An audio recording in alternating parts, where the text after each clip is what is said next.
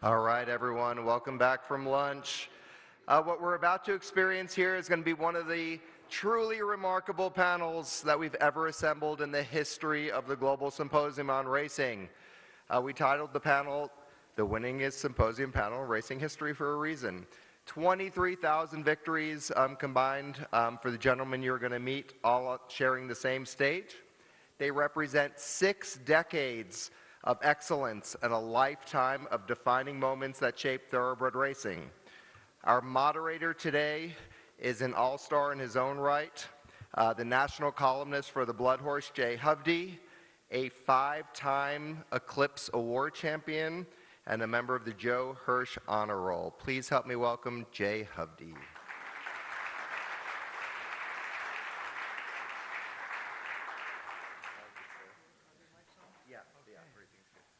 Thank you, Robert, very much, and thanks everyone for coming. I didn't realize he was so tall. There we go. I'm tempted to begin this with a kind of a line from a great talk show host named Steve Allen. He was a precursor of all the Tonight Show hosts, and he had wonderful personalities, and when the most famous ones would be a guest, he would simply say, "And here's a man who needs no introduction, so here he is."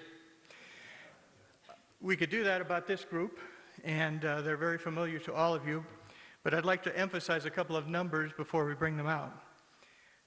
23,101 wins, to be exact, 14 national championships among them, 37 Breeders' Cup winners, 14 Eclipse Awards, and 3, count them, 3 Triple Crowns.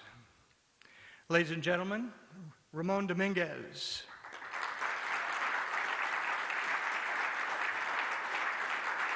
Mike Smith.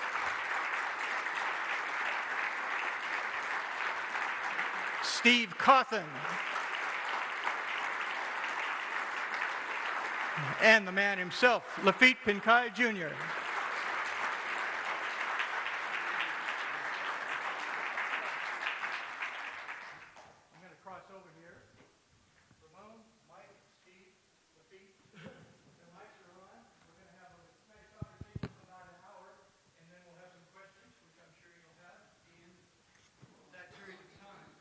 Hello, test, yes, we're good. 23,000 wins, big deal. The first one is always the most interesting as far as stories, that first step on those long journeys. Laffit, why don't you start out with your first winner? What do you remember about it? The 1964, May, I believe, in Panama. Well, my first winner was a horse called Wellen. I have rode him before, and he hasn't run like in almost a year, and he didn't run a bad race. He finished about 7. Well, he finished last also. But the next time was Mara 1-8, and I didn't think he had a chance. But I was very lucky to break good and playing good with him during the race. But before the race, I didn't have no helmet. So I had to borrow a helmet from another jockey. And the helmet was too big for me. So now I'm laying about second in the race, and coming down the stretch, I took the lead, and the helmet kept coming on my face. And I'm trying to look at where the wire was coming, and I couldn't see. So finally, in about the 8th pole, I just took it off. So I won my first race with no helmet. So the other 9,000 or so were with a helmet, I presume. Oh, yeah, yeah. Your father was a jockey as well, Laffit. What did he feel about you getting into the business? Well, actually, I didn't want to be a jockey. I wanted to be a baseball player. And I represented Panama in Nicaragua for a Little League championship over there. We were champion, and then when we came back, the coach called me aside, and he said to me, "Listen, you play pretty good." He said, "But you're too small. Why don't you be a jockey like your father?" And I was really upset, you know, because my dream was to be a a baseball player. So I kept playing baseball when I was 15 years old. I was still very small, and all my friends were growing up. So I said, yeah, maybe he's right. Maybe I should try to be a jockey. So I started asking my mother. My mother didn't want to let me go. And finally, she let me go to the track and try to become a jockey. And when I went to the track, they told me, you're going to be too big to be a jockey, you know? So to me, right away, I didn't like that either. And I said, I cannot be a baseball player, I cannot be a jockey. So it became like a challenge to me. I said, I'm going to show them that I'm going to be a jockey. And I did, but one of the reasons I wanted to be a jockey, it wasn't like my dream or anything like that. It was just that I want to help my mother, because I just want to have a job to help her out, because we were very poor.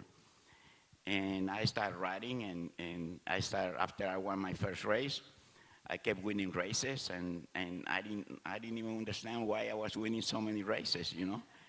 But the thing was, my career was great, but I always have to suffer with my weight. And I always had, believe me, since I was like 17 years old, I always had like more than $100 in my pocket, but I could never go and have a good meal, you know. So I had to wash myself constantly. Well, those days are past now. You've been able to eat everything you wanted to, but you're still very fit. Do you have a particular exercise routine? No, you know, I after I retired, you know, I was in a diet that I created myself, you know, of eating very healthy. And that's why I did that, because my career was to me, it was on the floor, you know. Mm-hmm. But I was getting close to winning, to breaking Shoemaker's record. And I would have to move to San Francisco, because I wasn't riding any good horses. So at the last minute, I changed my mind. And I say, well, if I want to stay here in South California and keep riding, I have to do something different, because I felt that I wasn't riding that well, you know. So I went into this diet that I created myself, just eating very healthy. And pretty soon, my career took off again. And after I retired, I said, you know, if this diet made me be that way, maybe come back again and do well again, why should I leave it? And I kept, you know, I keep doing almost the same thing, where I eat very healthy, and that's why my weight is good and my energy is good, and yeah, I'm very happy. Steve, the family, most jockeys have some kind of family connection. We've found that through the years. Steve was basically riding for the family at first, weren't you, Steve?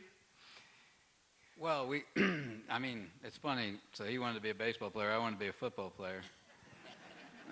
But it didn't take me too long to figure that wasn't going to work. But yeah, my father was a blacksmith.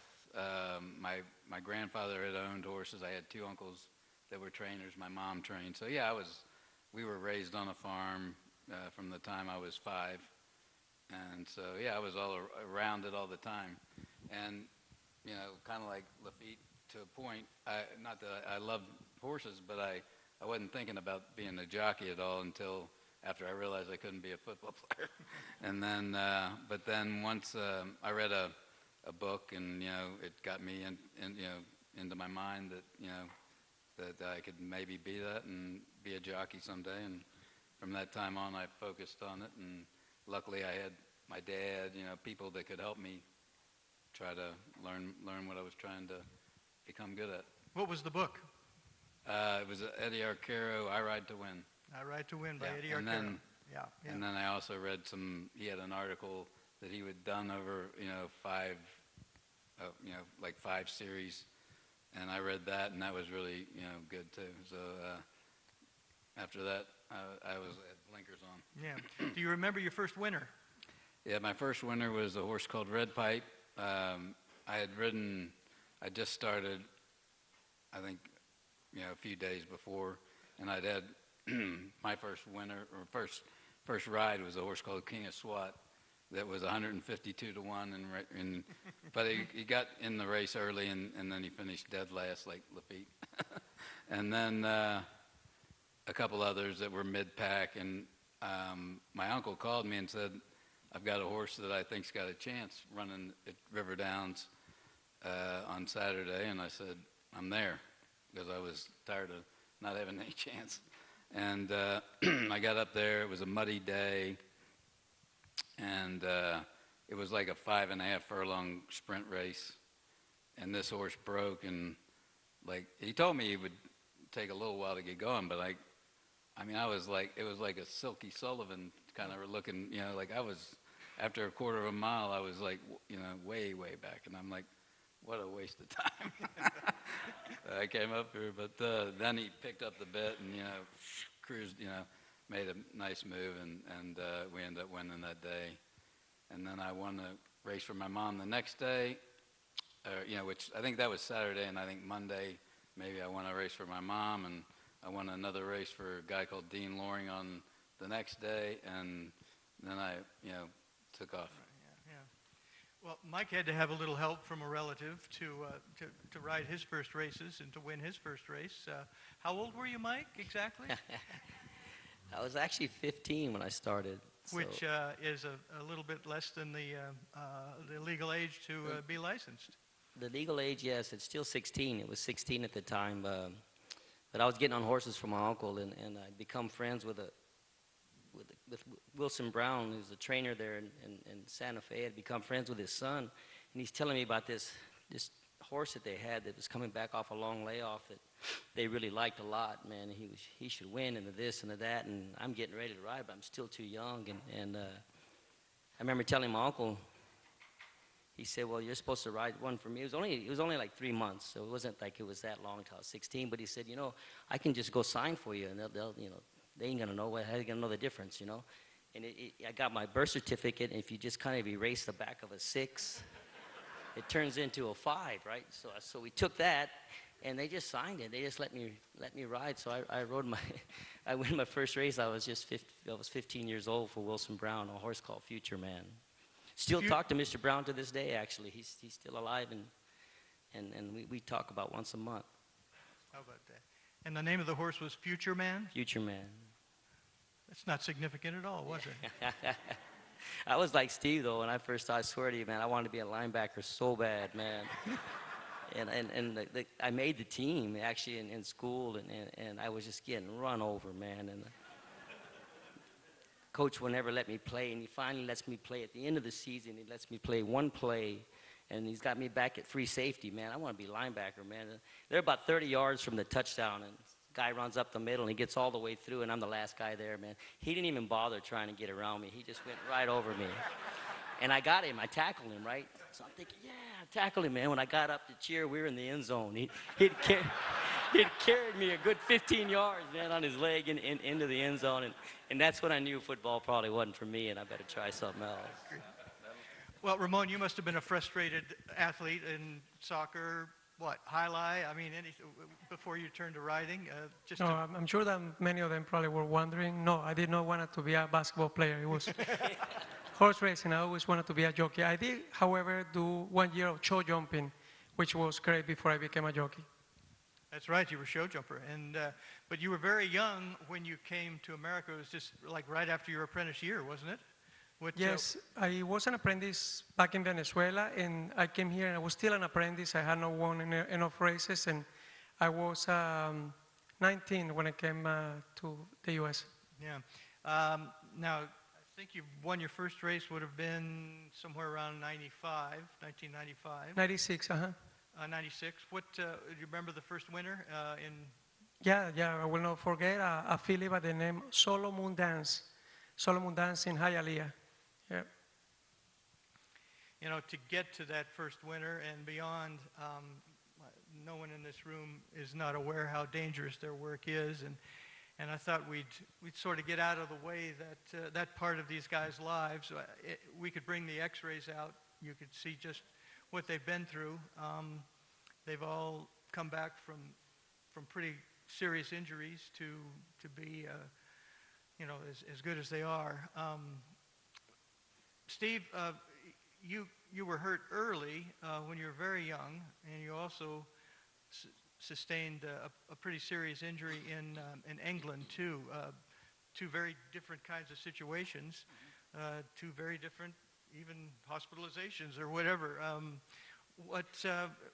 What were the challenges that you faced in coming back first from that first injury when you were still a teenager, and then later on when you were a veteran?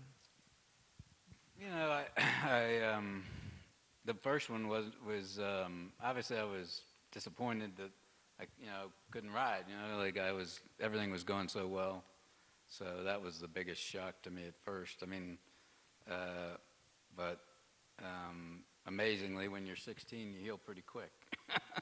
And they told me I'd be out for 3 months, but a month from the day I fell, it was my first ride back. So that was, that happened pretty quick. My other injury was I broke my neck. I mean, I had my 6th vertebrae compressed fracture, and it was fractured all around, but luckily didn't displace, or, I could have, been paralyzed. But anyway, that was a lot more difficult to come back. I mean, I went back, after I started recovering. The amazing thing is the only 2 operations I've ever had were my tonsils and my wisdom teeth. I've never had all these things where I was lucky enough that they all healed, just with time. But my neck took quite a bit of time, 7 months. So, and typically when, as soon as you get hurt or something goes wrong, all your horses start winning like crazy, and so that was tough. But I've actually walked away from injured situations that I got up thinking, how the heck did I even survive this? It's crazy how you can, some crazy fall or situation can happen and you walk away from it, and then some silly little thing, and you get hurt real bad. So yeah, well, every step out there is a chance to go down because you can clip heels, your horse can get thrown off stride. They don't have to get hurt for the jockey to fall. And that's something that we live with as racing fans. When a rider goes down, our attention is immediately, is he standing up yet? And then we breathe a sigh of relief, and then we look at the rest of the race. Speaking of operations, when Mike broke his back, it was very severe, and he had to make a choice between surgery and a very intensive rehabilitation. That took you out of action for quite a while, didn't it, Mike? I guess it was about 8 to 9 months. And there really wasn't a choice, because if I did surgery, then they said there was 0 chance of riding again because the rods would be too long. So that was right out. There was going to be no surgery. I wasn't going to get it fixed right. I was going to figure out some other way to fix this thing and see if I could make it back to riding again. And I'd heard about this doctor that was a doctor for the USA ski team. And there was this procedure they would do. You put you in some sort of traction where they had to pull away the bone away from the spinal cord. And once they got you in that place where it was a degree, they called it, if they could get you there, then they wrap you with a cast. It's a literally body cast. And I went for it. Probably wouldn't have if I'd have known the pain that it was going to be when they were hanging you from your wrists and your ankles. And anyway, so I literally had a body cast for about 2 months. You had to wear a cast before you were fitted with braces. And then once I got fitted with braces, well then, man, I was on my way, man. I was doing pretty good. I was spinning and doing all kinds of stuff after that, and just trying to get back to get back to riding, because like Steve said, man, it seems like every time you get hurt, man, your horses just start winning. I got to thinking, man, maybe they're just better than me, man. These guys, man, they keep winning on my horses, man. So I need to get back quick, and I was blessed to make it back, which was probably too quick. I was supposed to be out about 1.5 years, and I made it back in 8 months, and but I finally got there. It took a while, but I finally got back. Of all the records represented on this stage, possibly the most unusual one is how many times an individual has broken his collarbone. Laffit, what do you got? How many? Well, I broke my collarbone 13 times. Just 13? Yeah, and lucky, he healed very well. And I have one more playing golf. Can you believe that? How did you break your collarbone playing Well, I golf? tried to jump a puddle, Oh, well. and I fell.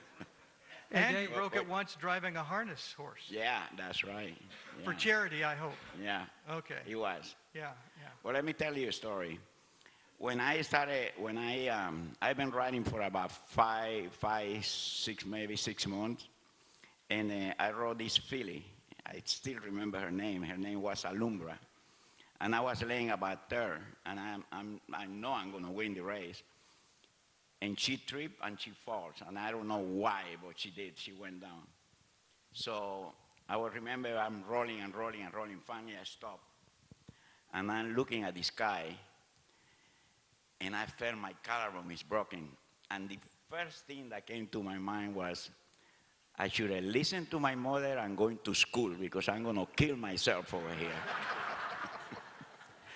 And then, they came and picked me up. They took me to the hospital. And then while I'm traveling over there, I'm thinking, jeez, I could have killed myself. I don't know if I want to do this again. And it scared me. But I tell you, they put me on the figure eight. 2 weeks later, I couldn't wait to get on a horse. There you go. And then I went to the track, and I told the trainer, I said, put me on a horse. He says, no, you only 2 weeks. He said, don't worry, I already been pulling some ropes. I can gallop a horse, because over there we gallop the horse a bareback. So I did gallop the horse, and I think I rode in about another or 2 more weeks. With pain, but I rode, And ever since that time, after that time, every time that I had a bad spill, that I fell, and the first thing that came to my mind was, I hope I don't break down, because I got to ride that horse in such a state, Yeah. So, yeah. And that's always the first thought, if you're conscious, that is. Yeah. Sometimes, your accident is your last accident. And that's what happened with Ramon, coming off an incredible 2012 season. Won a Breeders' Cup race, won the Eclipse Award, and just before he was going to go accept his Eclipse Award, he went down. His horse clipped heels, if I'm correct, at Aqueduct, and the injury was severe enough to end his career at age 36. There's no way that's not tough to swallow, but what was there hope at some point that you might be able to make a return, Ramon? What was the sequence of events after recovering from that spill, at least physically enough? Yeah, and you're right. Initially, the idea and the hope and the goal was to come back to riding. And I was actually counting the days, and I remember giving an interview to Dave Graney. He said, yes, I think that, and it was something crazy. Honestly, my mind was not right at the time. I think a product of the degree of my injury, but I said, yeah, maybe in 2 months I'll be back on the saddle. And I went through a series of physical therapy and cognitive therapy, and when I recovered correctly, my neurologist set me down and said, listen, you cannot hit your head again. As simple as that. We will not clear you. You have many other concussions. You had another skull fracture in the past, and this one was pretty severe. And for you to be exposed to hitting your head again, it will lead to bad consequences in the future. So I feel like they sort of made that decision for me. I had a family, and given the nature of the sport, that you're very likely to hit your head again. So when I announced my retirement, definitely comes a sort of a grieving period where you have to cope with the reality that you're not going to continue to do what you were loving.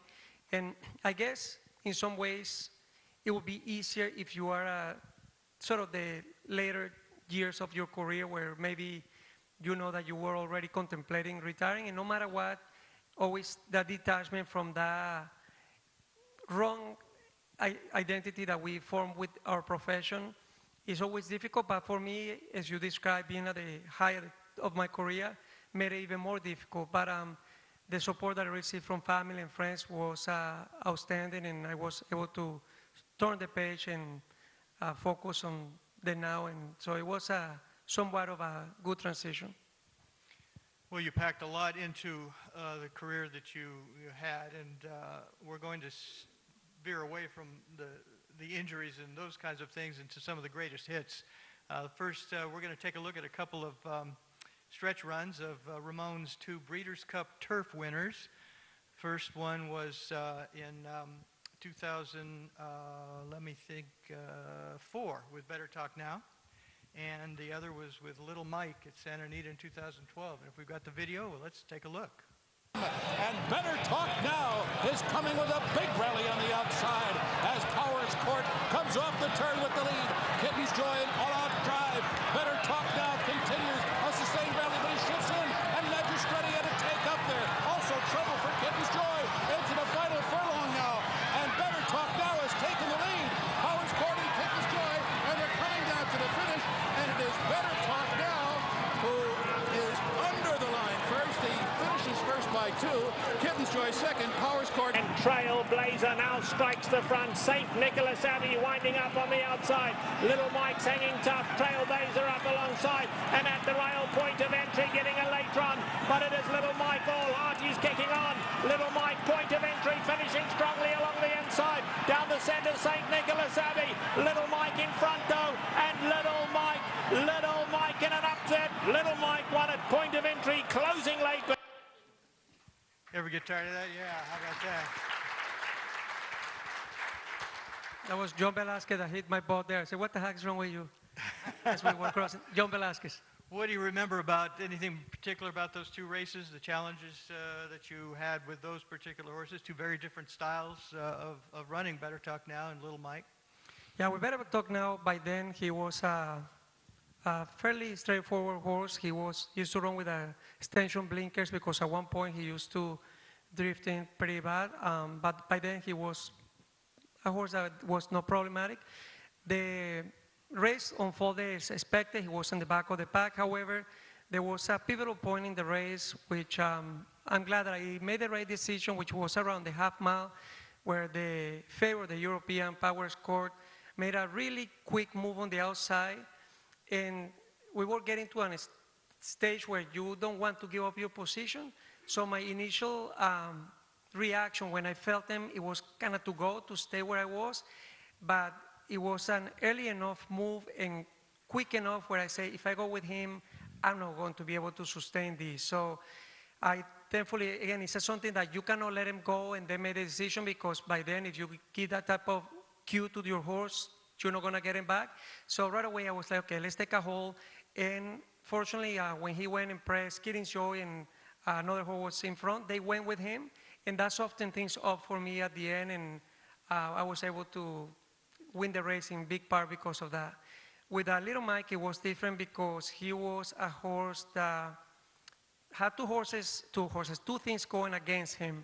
One, the distance was an unknown thing. He was a proven miler, and this was a mile and a half. And besides that, his proven best style was going to the lead. And it's funny because Ramon, I have heard interviews where he kind of by now has, well, his recollection of what happened is not what I remember, and perhaps it's somewhere in between. And I think that nothing that he's doing on purpose, but I notice that sometimes our own stories kind of change with time, and we swear that that's the way it was. But anyway, I believe my version of it is that the plan was for us to go to the lead. That's really the logical thing why to reinvent the wheel. Let's go to the lead. But I wasn't the only one with that plan of going to the lead. So when I went for the lead, the position was taken. It was Joe Bravo on the outside made the lead. So now I had to once again make the quick decision. Okay, let's take a hold and try to get the horse to relax. And thankfully, the horse relaxed beautifully for me. There were two horses going for it. And although I was extremely happy with what I had under me and his level of relaxing, still you have the distance, and even if things are going correctly, not only that is another half a mile that he's used to, but also against the best horses in the world. So at that point, you're kind of at the mercy of what may happen. And turning for home, I knew that we had safe horse, but it's one of those things, especially in these long races, that you don't really know until it's time to go. And when I asked him to go, he gave me a great response, and I was so excited when he crossed the line first. Yeah, no, he was an exciting horse to watch. And Ramon, I'd like to apologize for this next video. We're going to look at a couple of Mike Smith highlights. I'm not even going to introduce them because everyone knows where they were and who they were with when they watched these races. Zenyatta has a lot of ground to make up. Zenyatta, if she wins this, she'll be a super horse. She's starting to pick them off, though. Zenyatta going to hook to the outside. Meanwhile, it's Colonel John Summerbird in the red cap. And Zenyatta's come to the outside. Zenyatta coming flying on the grandstand side. Ponte on the inside. Summerbird is right there. This is unbelievable. Zenyatta, what a performance. One will never forget. Looked impossible. Confrontation of champions as they come toward the top of the stretch. I'm a Chatterbox trying to cling to them. Stellar Wind's got work to do. Songbird and Beholder, and they're into the stretch. And here we go. Songbird set down. Beholder is alongside. Forever Unbridled is 2.5 lengths behind them. Furlong to run. Songbird, Beholder, they are nose to nose. This race living up to its expected power as they come to the wire. Their noses apart. It's Beholder. I think she got her head down on the wire. Songbird, Duggan, Gambling. Got beat now. I'm glad you made that one small. Yeah, well, I think you made that one small on purpose because I got beat on that one, man. I still swear I won, man, but Gary Stevens says his bank account says different. That's what he tells me every time. He says, you can tell people all you want that you won, but my bank account says that I won. Ramon would like to run the Breeders' Cup Classic again. He was on runner-up Ponte. So before he talks about that, I want to give my sad version of that race. And that's really the definition of It's only fair. It's only yes, fair. the highest of the high, the glorious day because although Mike, you accomplished everything in the sport, that's probably the most exciting race, at least for us as fans, that I think that you have had in your career, despite winning the Triple Crown. What an amazing race. Now, I had the ideal trip. I just was able to stay ground, my horse was relaxed, and turning for home when I am ready to make my move to the outside. I have Ken DeSormo sort of blocking me, and I was forced to wait, and just as I waited for a fraction of a second, the hole opened up, and I said, oh my gosh, divine intervention, here I go. I split horses, and talking about counting the money, I was counting the money. And along, when I look over, I said, no way. And I mean, if you watch a replay, I'm shaking my head like in pure disbelief. There's no way that I got beat from here. And so, yeah. Yeah, Don't you feel terrible, Mike? Just listen. Look, it took a mare. She's the only mare to this day still to have won a classic, and it took somebody like her to win a race like that. First of all, she wasn't your normal filly, man. She was bigger than the boys. She was huge. She was a really big filly, but I knew for the first time running against the boys that I couldn't be going 10 wide like I've been going before because I was so much the best. I just kept her out of trouble every time and just go around them. I knew in this race I was going to have to cut some corners to beat the boys, and I was blessed to have spotted Ramon early on in the race, and really as riders we handicap and you try to pick horses to follow. Ponte was definitely a horse that I thought that I needed to follow. I thought he could get me to where I needed to be anyway, and then she was going to have to be good enough to outrun him. And not only was I following a really good horse at the time, there was probably no one better riding in the country than Ramon. So little did he know I was putting all the pressure on him, because if he screwed up, that was his fault, not mine. I was following him. And then I knew heading for home that I needed to find a way to the outside, because I know Ramon, man. If there's going to be one spot in the inside, it's going to be him. He's going to take it. So I can't wait to follow him through that, then hope I could outrun him. So I was blessed to have found a way out. Look, I didn't find a way out. She actually found a way out. I think I was still trying to go straight and going to split two horses, and she was so athletic, man, for a filly that was 17-2, I think, at the time, man. She just kept running, and she looked like a running back, man, that just did that side step, man. It was unbelievable how she did that little side step to get clear, and it was just over after that. She slinked in her stride for just a little bit, and it was a day that ground shook in California, and there was no earthquake, man. It was her fans just going crazy for her, me being one of them, and I was just at awe at what she had done. I would like to ask, sorry, Jay, quick, Mike, because he talked about how athletic Señora was for a filly that big. And for those of you who have not ridden a horse, typically a horse with that size, especially a come from behind her like her, when it's time to go, it's a gradual thing. It takes them a little bit of time to gain their momentum. But Mike, I would love to hear what it felt being on her back, because watching, whether it was on TV or if I happened to be close to her, when it was time to go, it didn't take her time at all to pick it up. What did it feel? Because her explosion to pick it up, it was like instantaneous. It really was incredible. You know, she ran 20 times and won 19 of her 20. You know, she just got beat her last one and probably should have won that one. But out of the 16 or 17 times that I went on her in a row, I guarantee I screwed up like 17, maybe 15 of the times. I mean, because I was thinking the whole time, man, I've left her way too much to do, man. I'm too far back. And then I'd ask her a little bit, and then I hit the front way too soon, and she'd pull up. Man, I did that every time. I mean, that's just how good she was. It was just so hard to, you know, I know for a fact that any other horse I've ridden, I've left them too much to do. But with her, it wasn't. I mean, you'd ask her to run in a matter of 2 strides. I mean, it was just incredible how that turn of foot that she had, and she could just catch them like that. And then I'd be hitting the front at the 8th pole, the quarter pole, and with her, she'd pull up when she hit the front. So you didn't want to do that too soon, but I did it every time, and I never did figure it out until I got her beat in the last one, and I figured out, damn it, I did leave her too much to do at the very end. But anyway, she was just incredible. She would have made anybody a star, man. Yeah. And Songbird wasn't too far behind her either. She was a pretty special filly. She was amazing. She ran too good. I still swear I win that race. I mean, listen, it took a mare like Beholder to beat her, who was another incredible mare, and, you know, went on to beat the boys that year as well in the Breeders' Cup Classic. So, I mean, it took a special horse to beat Songbird. She was just something else. She was another. I've been blessed to have ridden some great colts, too, you know, in my life, but for some reason, the fillies always seem to stand out with me. I don't know what it was, but I've been blessed to have ridden some pretty incredible mares. Well, you guys talk about the athleticism of the horse that we don't really see, the subtle moves that they can make to make you look good or help you in your quest. We're going to look at a couple of Laffit Pincay highlights.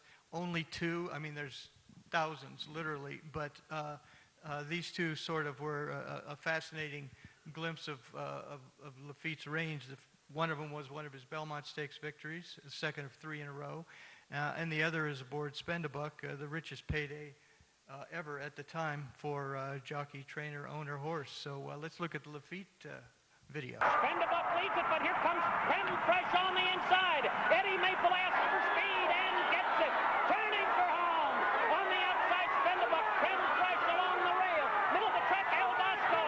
And down the stretch they come. Spend-a-Buck under a drive. Has the lead by half a length.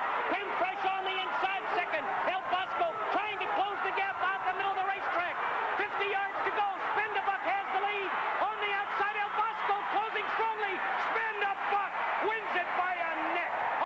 Right behind those 2, High Honors. On the inside is Caveat. Caveat is not able to make up a ground on the inside. As Au Point moves out, Caveat gains on the rail alongside Slew of Gold. Those are the 2 favorites. Gaining ground on the outside, Barberstown and High Honors. Now Caveat gains the lead. Slew of Gold back into second. Then it's High Honors. Barberstown heads apart for third as Caveat has the lead by 3. Slew of Gold second. It's Caveat in front.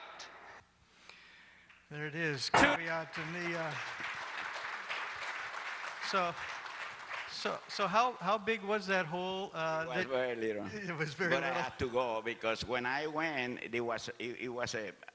I knew I could go through. Okay. And just as I started letting go, I saw Angel because I always look at him. You know, he was always looking for Angel Cordero. For the horse to beat. And he went like this, and I said, Sure enough, he just pushed the horse just a little bit to tie the horse. Yeah.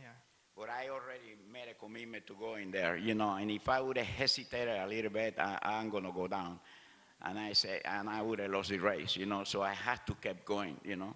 So luckily I got through anyway, and of course, Greg gave me a bride to help me too. On the end. And I got through, and I won the race, you know. But and Angel apologized after. Of course. no, he didn't apologize. No. Did he buy you a new pair of boots? Because I know that left boot had to be tore up on the inside from hitting that rail, man. Oh, they come back with paint on the boot. Yeah, Oh, there's yeah. no question about that. Yeah. The other highlight we saw, of course, was Spendebuck winning the Jersey Derby when all that bonus money was on the line. And you hadn't been riding him. Who had been riding him before? Angel. Yep. Yeah.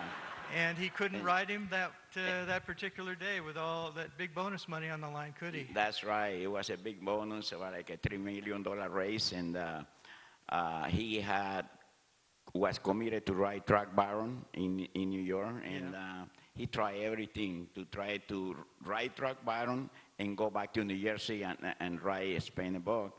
And he called the stewards, and he said they could go back the race like 20 minutes so he can get a helicopter and get there on time. Sure. And they didn't let him, you know. So he must have been crying, you know, just.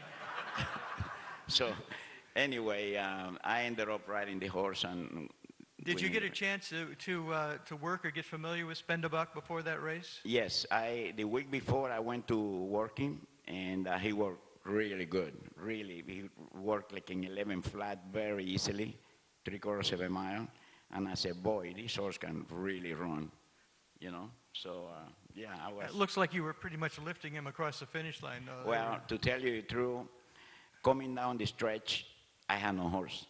And I don't know if you could notice, but I hit him very early, and I never hit a horse that early.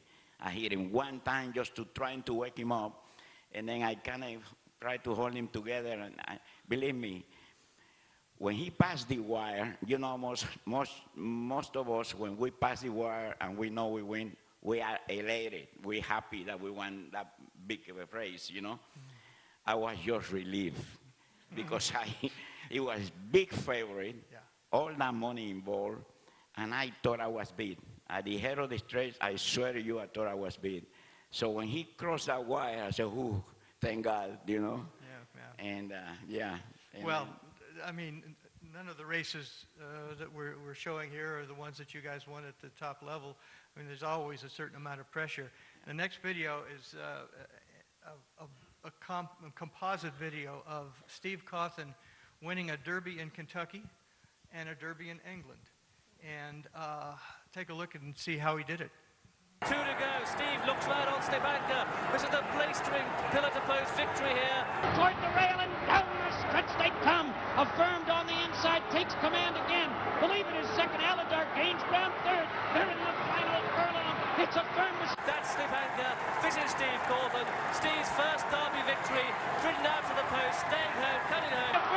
Affirmed that Steve Cauthen is going to win this 104th running of the Kentucky Derby. Aladar is second. Believe it third. Goodness. You couldn't really have two more different kinds of races, could you, Steve, than the Kentucky Derby and the Epsom Derby? Well, yeah, I mean, obviously, you know, people, you know, don't realize how different of kind of course Epsom is. So it's a weird, it's a horseshoe kind of left-handed, but there's ups and downs, and in the, you know, camber and the stretch is totally, you know, they're running sideways. So yeah, it was different, but you know, those two, you know, I was lucky to ride those two. They both were convincing winners. Affirmed, that was against Aladar, that was the easiest race he ever had against Aladar. And Slip Anchor that day was just an amazing horse. You rode Slip Anchor for Henry Cecil. Can you tell us a little bit about Henry Cecil, kind of a larger-than-life character in England? We're familiar, sort of, with him, but he was an unusual chap, wasn't he? Yeah, he was a very unusual chap. He, you know, he wore Gucci shoes and, you know, fancy clothes, and, you know, he was a very flamboyant kind of guy, but a genius.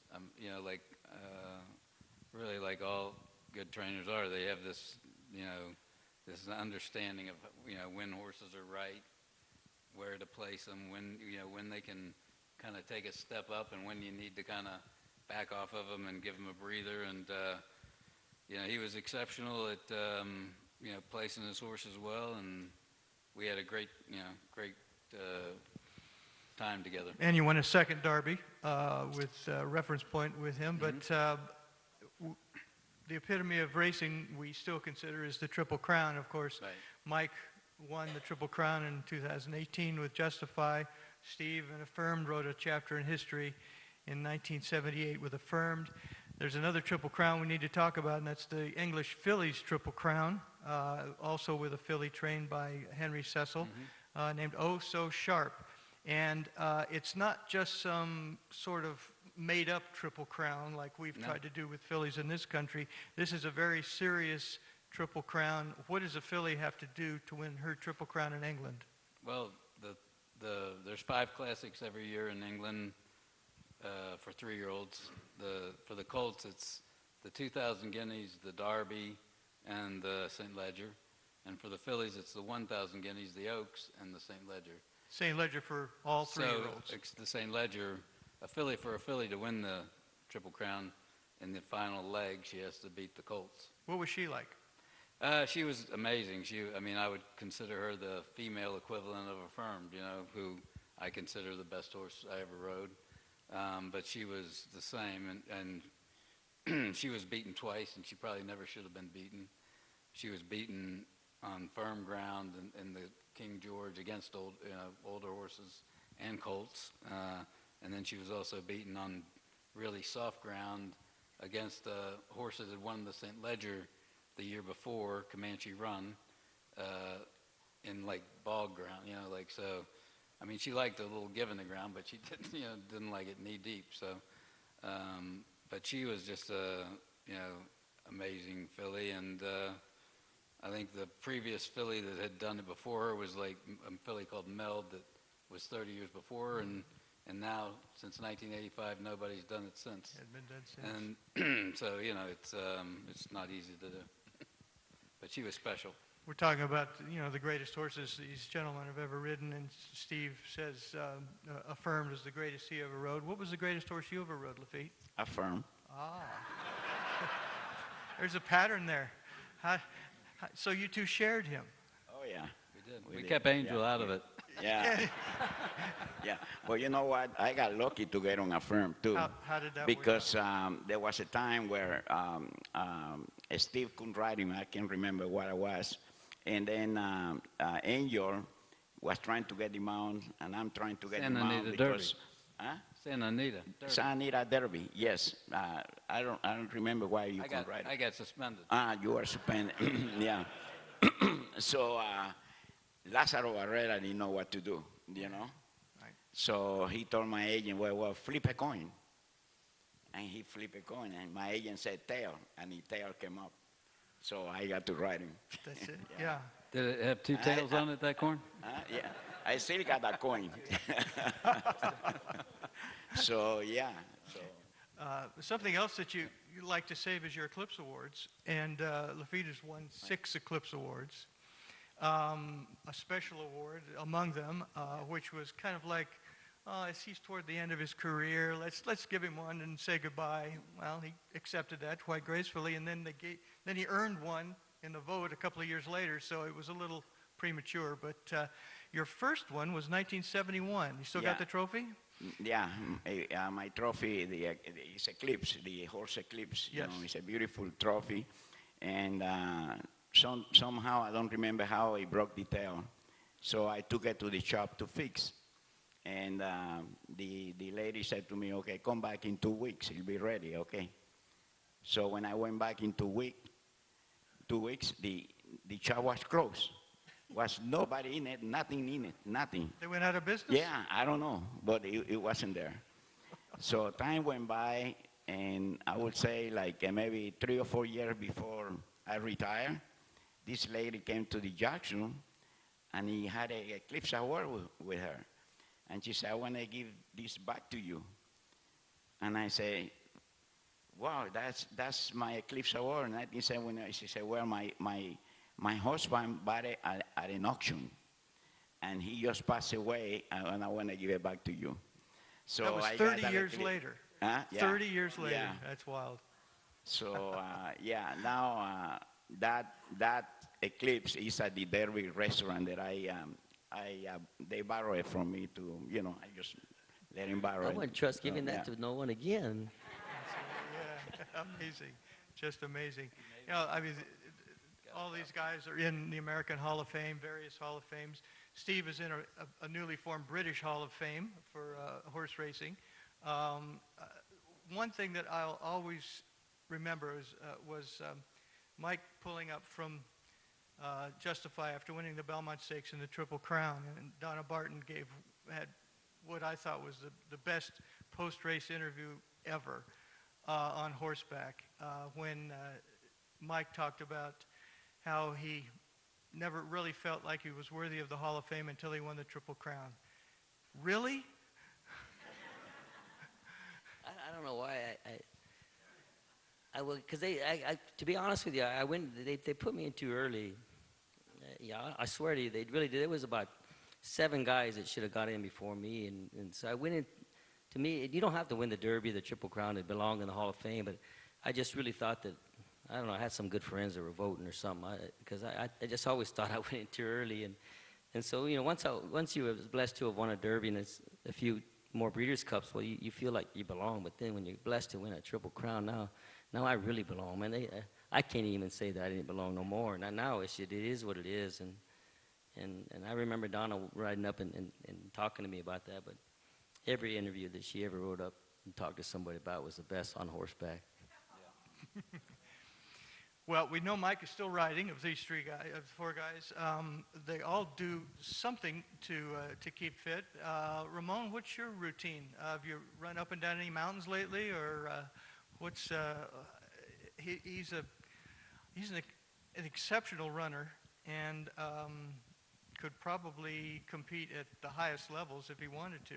Yeah, no, I don't know about highest level, but it's something that I enjoy. I actually, as all of us, while I was active as a jockey, will run, unfortunately not by choice, with plastics on to lose weight. And then after my retirement, I decided to increase my mileage, and I eventually ended up running a race, and I think it was probably the worst thing that happened in terms of getting me hooked to the sport, because my first race I ended up winning, and then training consistently, and I train every day I run, and it's something that I enjoy, not only because I know that I'm doing something good for my body, but in some ways it sort of replaces the competitive aspect when I'm running a race, sort of analyzing and the strategy behind when I do make my move.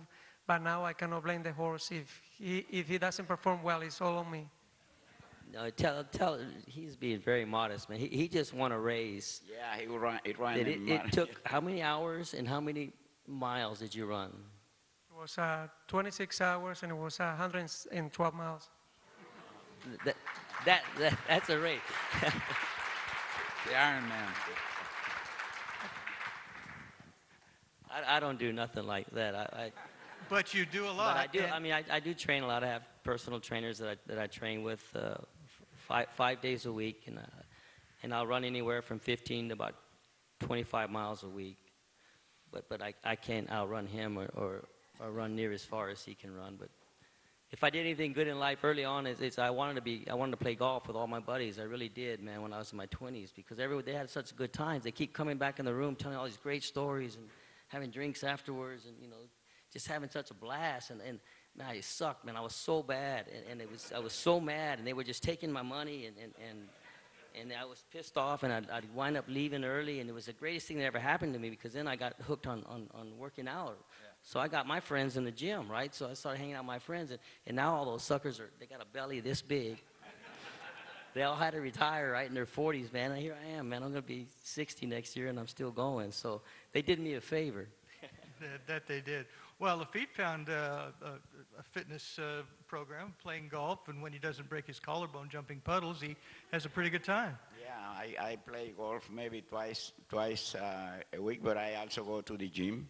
Yep. And yeah, I keep fit. Try to keep fit, and when I go to the track, the people is like, "Hey, you can ride again," And I say, "No way." Yeah. We want to open it to questions from people. So we have microphones at the head of both aisles, And so anyone wants to come forward and ask anything of these guys. I know that while you're forming some questions for them, I want to talk about the profession itself, how it's evolved through the years. And it's still, you get on the horse, the gates open, you get there first. The basics haven't changed.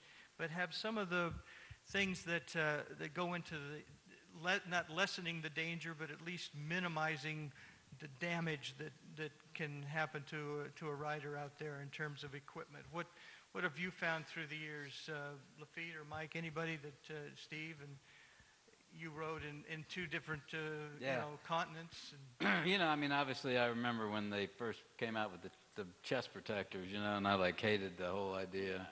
It was like, if a horse steps on you, that's not going to save you. But really, when you're rolling, whatever, I mean, I think it really does add a layer of safety to breaking ribs, collarbones, certain things. I mean, if a horse stepped right on you, it probably wouldn't change anything. But that's been a good thing. And I think one of the things is it seems to me, that like a lot of these jockeys have better dietitians or whatever, people that can advise them how to, take care of their weight better. Because just back in our day, like you said, Laffit made his own thing up. His obviously was better than mine. But, you kind of, you roll with the flow, trying to figure out what would work for you, And I think now it seems like they've got dietitians and things that can help these guys at least, do the best they can. And a healthy body heals faster. Yep. Yeah, true. We have a question over here, ma'am. Buenas tardes. To make a long story short, I pushed myself to be on a committee to preserve a racetrack that's here in Tucson. And I come from a family of jockeys. My father became paralyzed running in Mexican races. No, my son, parejeras, ¿verdad? And my son also became a jockey. But sharing with my grandson the opportunity that I had of being here, muchas gracias, and I thanks Senor Hartman. And I also need to apologize because I wasn't to invite anyone, but Nana couldn't say no to her grandson that wanted to come and see you and hear you. I don't want him to be a jockey, of course, no, but I want him to know the university of all the programs that are offered. But I want to, and I said it yesterday, Senor también, jockey, for me, I always feel that we don't appreciate the jockey enough of putting his life out, no? So,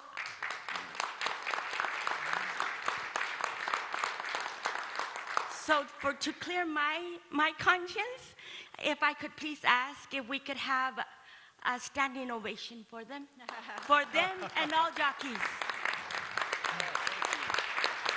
I'll stand up too, man. Thank you.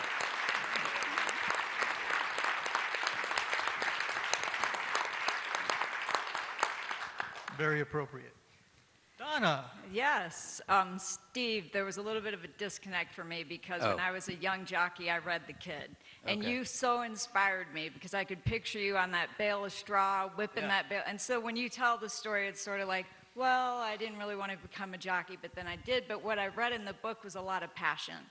And so where did that passion kick in and how? And when it finally bit, like, did you just run with it and game over?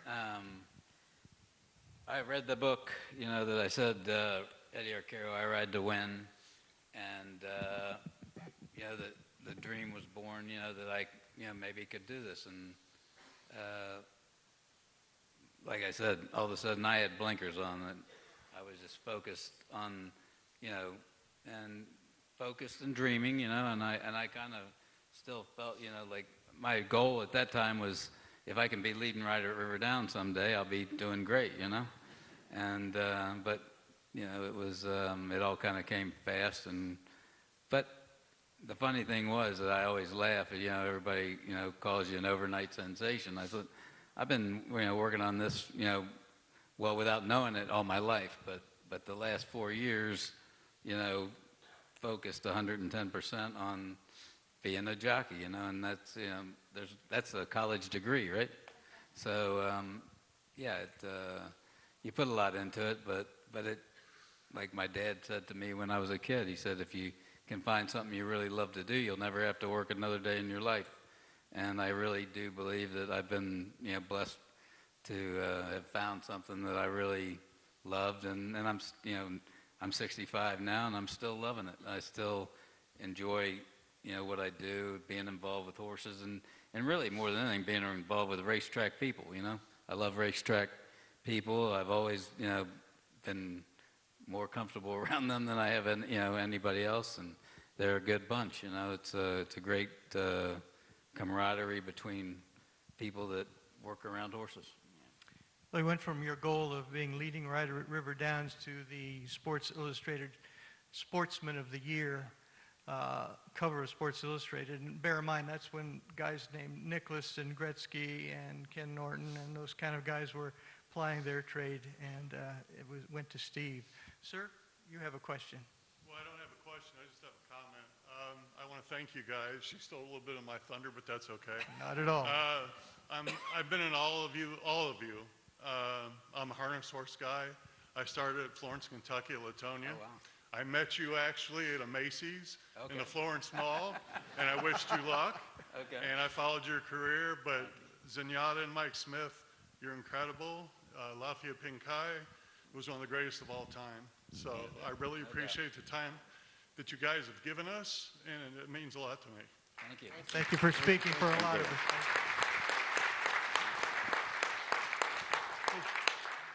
Mike, we've had dinner occasionally, and my wife wanted me to say hello. But what makes you want to keep riding, and how often you want to ride? Man, just the love of horses, horses and competition, and listen. Once you start this journey of wanting to be a jockey, it's not a. I think it's something that just stays with you for the rest of your life. You just don't ever want to leave it. I mean, a lot of people have to leave it for different reasons, whether it be injuries or their weight or your age at times. And I'm just blessed right now that even at the age of 59 that I've kept myself in great shape. I don't have to do the running. Now you have all this knowledge and this experience, and you can put that into it. And as long as I feel like I'm not getting in the way, I'm going to keep doing this. Laffit told me about 5 years, don't you retire, don't do it. He said, what are you going to do when you retire? You're going to do this, going to do that. And every time I even think about it, I always have dinner with him, and he, don't do it, man, don't do it, man. He says. So, man, I'm going to keep doing it as long as I can. And as long as the good Lord has blessed me to keep doing it, I'm going to keep doing it.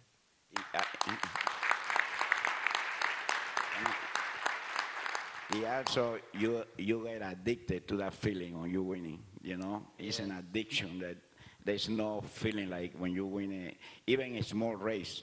I enjoy winning a small race, and I enjoy winning the big races. Yeah. So you want that feeling again, and that keeps you going. Yeah. Oh, I watched you. There was nothing, the elation on your face to winning the third race on Thursday was just the same as the big ones on the weekends, no question. Sir. Yeah, hi. Name's Michael DeHeeger. I work for a group called the American Business Immigration Coalition. We advocate for work permits for foreign-born workers in a range of industries, and we'd love to hear your thoughts about the roles of immigrant workers in the equine industry and your experiences, your hopes for solutions for that workforce, given in particular the climate we're in right now. There was a big raid over the summer at Delta Downs, which is fairly dramatic. I think people heard about it, and so love your thoughts on that as an issue broadly. Well, certainly there's no question that the stable crews, the backstretch personnel are vital. I mean, every one of these guys can tell you just how much they owe to the grooms, the hot walkers, the assistant trainers, the exercise riders, and so many of them, as you say, are faced with immigration issues. I don't know if you guys have contemplated that or faced that in any of your world. Ramon, you've worked with the Spanish language. outreach in racing in the media, is this become a real serious hot button kind of issue in that world? Sure, sure. And it's nothing new. Perhaps it has been right now. It's at the highest level ever.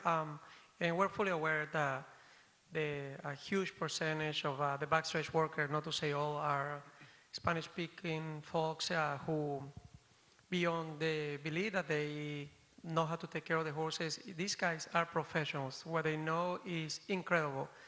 It's not that they know how to take care of the horses. They have excelled at their skills where what they're doing is something so unique. And so we are fully aware of what is happening right now. And we are hoping that, I know there are some bills in place where hopefully this process gets to be a little smoother for those workers who have been here for a while to get legalized in terms of their visa. So it's something that impact not just racing, but also other industries in the agriculture area. So yeah, we're hoping that things get better. Thank you. Sir.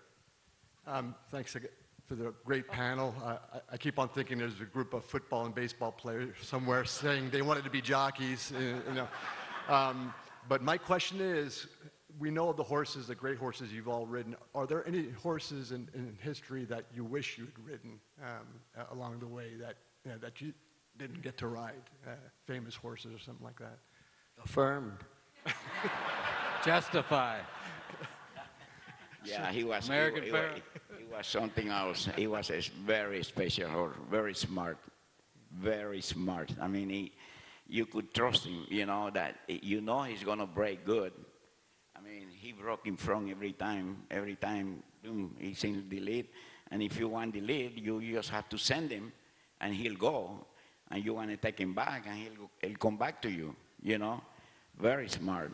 And then one time after sorry, Steve, after they took Steve off the horse. I bet you're not really sorry.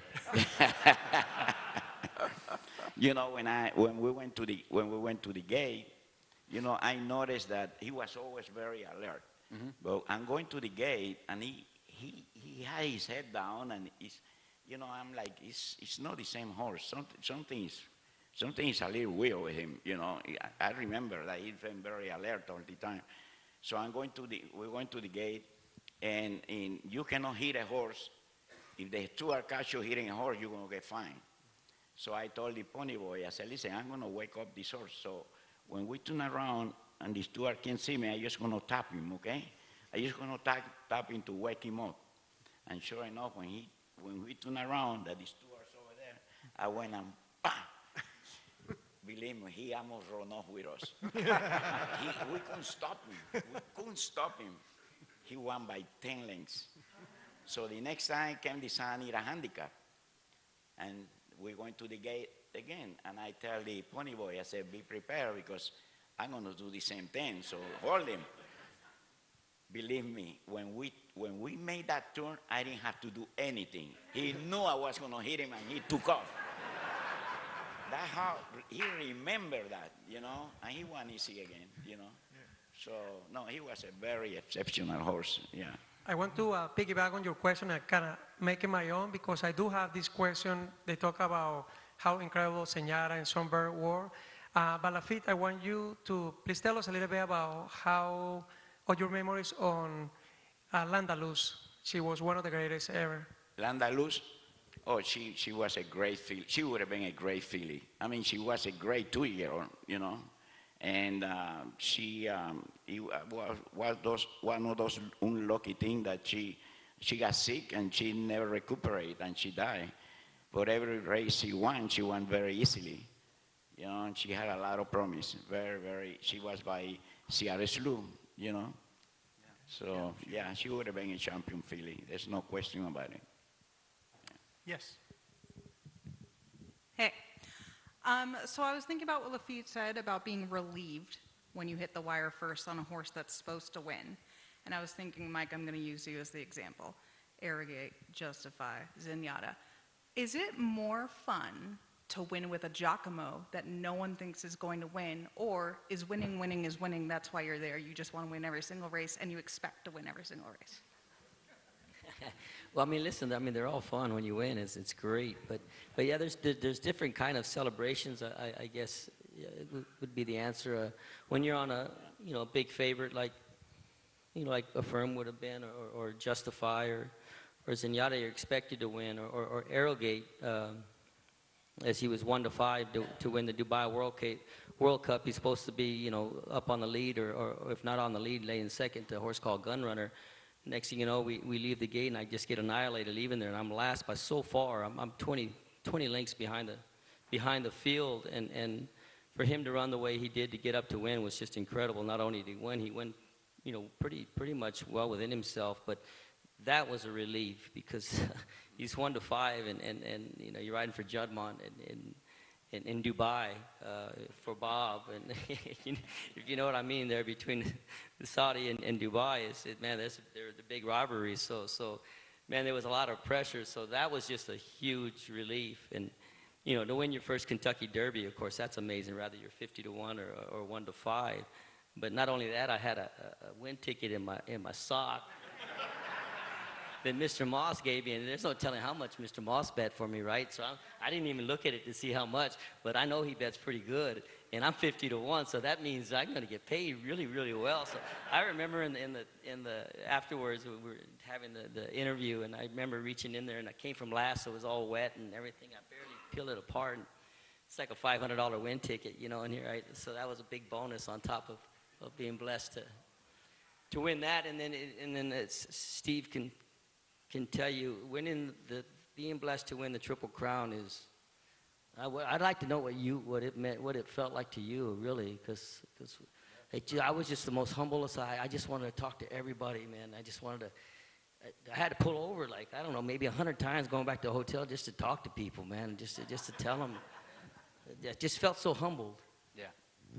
No, I mean, it is amazing. I don't know how, like with you, but I was 18, and I was just happy to be in the races. So, obviously I won the Derby, and I, that was a great feeling being from Kentucky, and then I won the Preakness, and that's when it starts, you start to realize, man, I could win the Triple Crown, I didn't, luckily I guess for my sake, I didn't get ahead of myself, and it kind of just happened as it happened, but that was a long 3 weeks from, the Preakness to the Belmont, and being young, and I didn't want it to be my fault, so that we got beat, so I was putting some extra pressure on myself, I guess, but it was just when you go out into a race and you can't make any mistakes, and you don't, and you win by that much, it's pretty proud feeling, and I was, the horse was just, Laffit can speak to it. He had guts, galore. But at the head of the lane, he was empty, but he had a big enough heart that, I hit him left-handed, which I'd never done before, and he responded. And once he got his head back in front, I knew I was going to win, and we still weren't there, but I knew he wasn't going to let him get by. Yeah. Could have went 2.5 miles, and he was still going to win by that. So. It's a big difference too than when you ride for there are some trainers that they're easy to ride for. Even if there are some trainers that even if you don't make mistake, you can ride the best race, but they always look for the excuse, and you got a big chance to be taken off the horse. So there are some trainers that they are very hard to ride for, and it put pressure on you. And you guys always have to stay in the moment. You can't think about what the race means or what it's going to mean to you. It's you have to stay that focused. And we're so grateful that you guys could come and share your career highlights with us.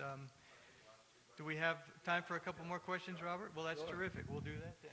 Let's go to this gentleman first. Gentlemen, thank you for your service.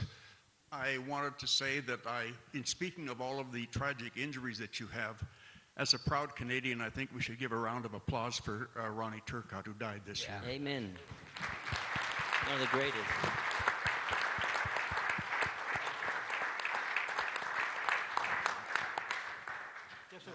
Speaking about Ronnie Turcotte, Laffit, you ran Sham in 1973 against Secretariat. Where do you rate Sham in regards to being one of the best horses you ever rode, or was Sham Yeah, right definitely, up it's one of the best horses I ever rode. And they always ask me this question, you know, because I always said a firm was the best horse I ever rode. But a firm run in every kind of, in all tracks, in different weight and very fast times. And Sham only run those two big races. But I tell people that if a firm would have run against Secretary and Sham, he would have finished third. Yes, definitely. Sham was an unbelievable horse. Yeah. And you know that Secretaria, when he died, the autopsy said that he had the biggest heart of any horse that lived before. And Sham was the second one. He had the second biggest heart. So he could run. He was really a runner. Yeah. Good question. Yes, ma'am. Ramon, I remember a few years back when you were speaking at the safety of the horse about riding crops, and at the time I remember you saying that the more experienced you got, the less you needed one. And so my question, I guess, for any of you is when you work with the horse and you go and, you know, your development as a jockey as far as the relationship with the horse, how much of your winning is because of the quality of the horse, because of how you read the horse, your physical, your emotional state? Just, I would just love to know more about how that feels, you know, when, how you develop over time. Yes, and you talk about different things are separate at the same time when everything is in one place, magic happens, which is your emotional or psychological state in the moment, whether your life in general is going well. That definitely has an impact on the performance. When we talk about the horse, no matter how well you connect with the horse, you must have a horse capable of winning. And by that I don't mean like one of the favorites, a horse that has enough talent or preparation to be able to win. I mean, you can be the best jockey in the world, you are not going to win with a horse that doesn't belong in the race.